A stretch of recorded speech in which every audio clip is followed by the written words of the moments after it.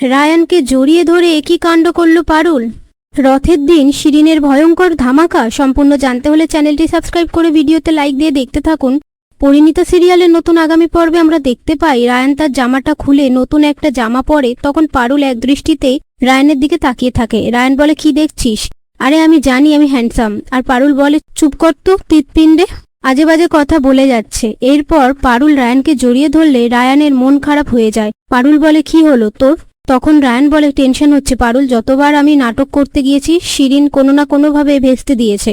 সেই মুহূর্তে পারুল বলে, বাবা ভুবনেশ্বরের আশীর্বাদে শিরিন একদিন ঠিক ভালো হবে। অন্যদিকে দেখা যায় শিরিন গাড়ি চালাতে চালাতে আপন মনে বলতে থাকে, এবারে দেখ পারুল শিরিন কি করে, আমাকে যখন শান্তিতে থাকতে দিসনি আমিও তোদের শান্তিতে থাকতে দেব না। তো বন্ধুরা, আপনাদের কি মনে হয় শিরিন কি নতুন প্ল্যান করতে চলেছে? কমেন্ট বক্সে লিখে জানান। ভিডিওটি ভালো লাগলে শেয়ার করবেন।